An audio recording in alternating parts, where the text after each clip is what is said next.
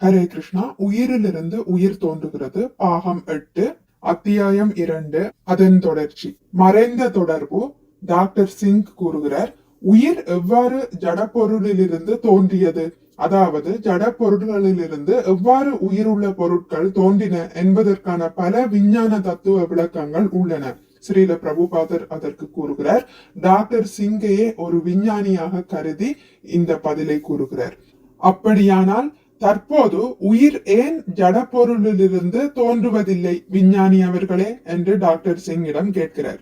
உண்மையில் இப்படிப்பட்ட விஞ்ஞானிகள் அயோக்கியர்களே. உயிர் ஜட பொருளிலிருந்து தோன்றியதாக இவர்கள் குழந்தைத்தனமாக பேசுகிறார்கள். அவர்களால் நிரூபிக்க முடியாவிட்டாலும் அக்கருத்தில் நம்பிக்கை கொண்டுள்ளார்கள். இத்தகையவர்களின் அயோக்கியத்தனத்தை நமது கிருஷ்ண உணர்வு இயக்கம் அம்பலப்படுத்த வேண்டும். இவர்கள் மக்களை ஏமாற்றுகிறார்கள்.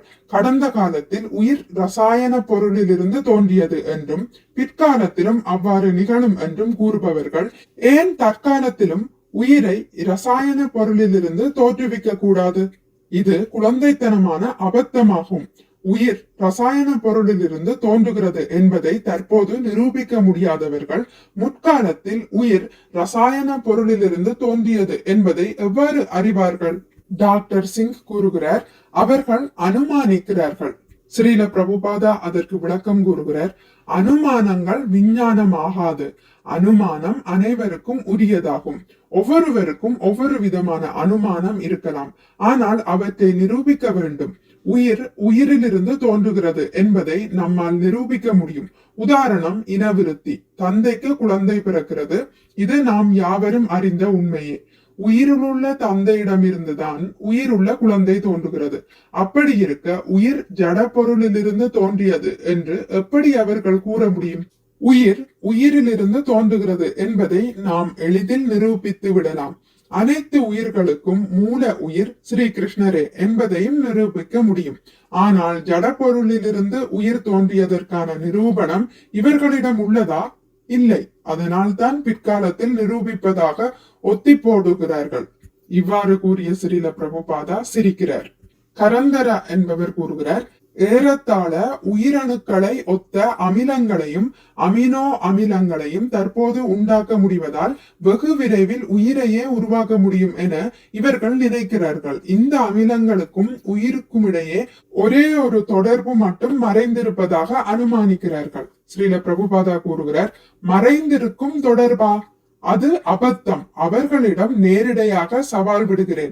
உயிர் உயிரிலிருந்து தான் தோன்றுகிறது. இதுவே அவர்களுக்கு கிடைக்காதிருக்கும் தொடர்பாகும். ஸ்ரீல பிரபுபாதா சிரிக்கின்றார். அடுத்த தலைப்பு, கழுதைக்கு நோபல் பரிசு. டாக்டர் சிங் கூறுகிறார், பிற்காலத்தில் சோதனை குழாய்களில் குழந்தைகளை உற்பத்தி செய்ய முடியும் என சில விஞ்ஞானிகள் நினைக்கிறார்கள். ஸ்ரீல பிரபுபாதா கேட்கிறார், சோதனை குழாய்களிலா? டாக்டர் சிங் கூறுகிறார், ஆம். ஆணின் விந்தையும் பெண்ணின் கருமுட்டையையும் சோதனை குழாயில் கலக்க உத்தேசித்திருக்கிறார்கள். ஸ்ரீல பிரபுபாதா கூறுகிறார், ஆக சோதனை குழாய் ஏற்கனவே உயிருள்ள பொருட்களை கலப்பதற்கான ஒரு கருவியே. இதற்குத்தான் இயற்கையிலேயே கருப்பை உள்ளதே. இயற்கையின் படைப்பான கருப்பை என்னும் சோதனை குழாயில் இது ஏற்கனவே நடைபெறுகிறது. இதில் விஞ்ஞானிகளை பாராட்ட என்ன இருக்கிறது? கரந்தரா என்பவர் கூறுகிறார், இயற்கையாகவே நடப்பதை செயற்கையாக சோதனை கூடத்தில் செய்யும் விஞ்ஞானியை மக்கள் பாராட்டி நோபல் பரிசு வழங்குகிறார்கள். ஸ்ரீல பிரபுபாதா இதற்கு விளக்கம் கூறுகிறார், ஆம், இது ஸ்ரீமத் பாகவதத்தில் குறிப்பிடப்படுகிறது. ஸ்வவித்வரா சோஷ்ட்ரகரை சம்ஸ்துத புருஷ பசு, அதாவது மிருகங்களை ஒத்த மனிதர்களை பாராட்டுபவர்கள் நாய்களையும் பன்றிகளையும் ஒட்டகங்களையும் கழுதைகளையும் விட மேலானவர்கள் அல்ல என்பதே இதன் கருத்தாகும். ஸ்வ என்றால் நாய்கள், வித்வராக என்றால் மலம் தின்னும் பன்றி, உஷ்ட்ர என்றால் ஒட்டகம், கர என்றால் கழுதை. நோபல் பரிசை அயோக்கியனான ஒரு விஞ்ஞானிக்கு வழங்குபவர்கள் நாய்களையும் பன்றிகளையும் ஒட்டகங்களையும் கழுதைகளையும் விட மேலானவர்கள் அல்ல. அவர்களை மனிதர்களாக கருதுவதற்கில்லை. ஒரு மிருகம் மற்றொரு மிருகத்தை பாராட்டுவதில் என்ன சிறப்பு இருக்கிறது? ஆகவே இம்முறையில் நோபல் பரிசை பெறுபவர்களை முதல் தர முட்டாள்கள் எனலாம். டாக்டர் சிங் கூறுகிறார், நோபல் பரிசே சில விஞ்ஞானிகளின் உன்னத லட்சியமாகும். ஸ்ரீல பிரபுபாதா அதற்கு கூறுகிறார், அவர்கள் அயோக்கியர்கள், அபத்தமாக பேசுகிறார்கள், சொற்களை கொண்டு ஜால வித்தை காட்டி மக்களை திசை மாற்றுகிறார்கள்.